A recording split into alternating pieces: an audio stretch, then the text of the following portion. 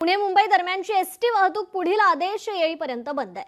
Pune ST विभागाचे आदेश आहेत। पुणे मुंबई मार्गावर दरड कोसळल्याने पुढील आदेश येईपर्यंत पुणे मुंबई दरम्यानची सर्व एसटी बस वाहतूक बंद करण्यात आलेली आहे। सकाळी पुण्याहून मुंबईसाठी निघालेल्या 4 एसटी बसेस उर्से टोल नाका परिसरात अडकल्या होत्या। त्यांना सुरक्षितपणे पुन्हा पुण्यात माघारी बोलवण्यात आले।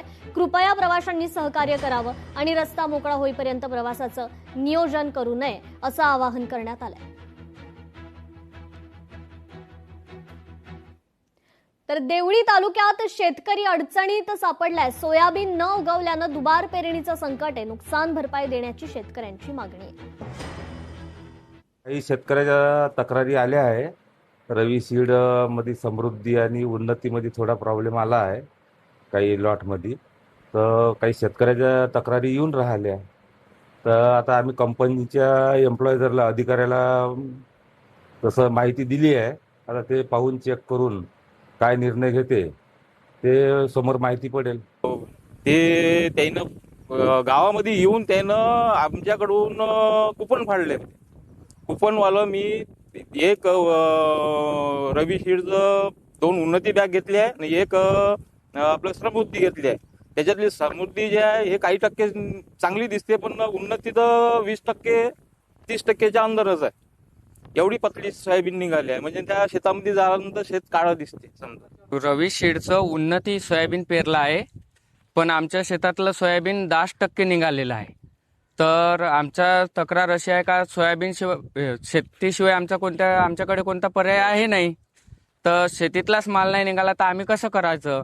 आमच्याकडे दुसरा व्यवसाय कोणता आहे नाही। शेतीतनी जर उत्पन्नच नाही झालं तर आमच्याकडे आत्महत्या करायचा शिवाय कोणता पर्याय राहिला नाही आहे। आम्हाला कंपनीने हे बी दिलं, त्यांची काही उगण शक्ती तेवढी पाहिजे अशी काही झाली नाही आहे। या ठिकाणी जिल्हा कृषी अधिकारी, तालुका कृषी अधिकारी आणि संबंधित कृषी विभागाचे सर्व अधिकारी यांना सूचना देण्यात आल्या, पण याही उपर या ठिकाणी अनेक शेतकऱ्यांच्या तक्रारी आहेत। मी सगळ्या शेतकऱ्यांना आपल्या मार्फत आवाहन करतो की ज्या ठिकाणी बीज उत्पादन झालेलं नाही त्या ठिकाणी आपल्या शेताचा 7/12 आणि त्याचा सर्वे नंबर लिहून कृषी अधिकाऱ्याकडे तक्रार करावी। मी कृषी अधिकाऱ्यांसोबत बोलून त्या ठिकाणी योग्य ती कारवाई करण्याचा आदेश देईल। जावळी तालुक्याला मुसळधार पावसाचा फटका बसलाय। कोलेवाडीत शेतकऱ्याची विहीर खचली आहे। जावळी तालुक्यात गेल्या 8 दिवसांपासून सुरू असलेल्या मुसळधार पावसामुळे जनजीवनासह शेतीचं मोठ्या प्रमाणात नुकसान होत आहे। सतत कोसळणाऱ्या पावसामुळे अनेक ठिकाणी जमिनी खचणं, तालीबांध वाहून जाणं, शेतीच्या बांधांचं नुकसान होण्याच्या घटना घडतायत। अशातच कोलेवाडी येथील शेतकरी तुकाराम रांजणे यांच्या शेतातील विहीर खचल्याची घटना समोर आली आहे। सततच्या पावसामुळे विहिरीच्या भिंतीला तडे गेलेत, तिचा मोठा भाग त्यामुळे खचलाय। सध्या ही विहीर पूर्णपणे कोसळण्याच्या स्थितीत असल्यानं शेतकऱ्यांमध्ये भीतीचं वातावरण आहे।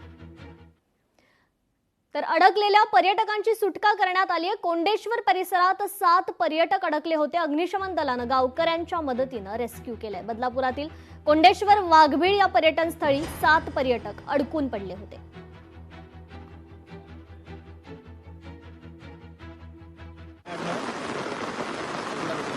एकनाथने जे काही रेस्क्यू केलेलं आहे, फायर ब्रिगेडला आम्हाला कॉल भेटला। खेड तालुक्यातील नागरी वस्तीत पाणी शिरलंय। नागरिकांसह पशुधनालाही मोठा फटका बसतोय। अचानक आलेल्या या पाण्यामुळे नागरिकांचे मात्र हाल होऊ लागलेत।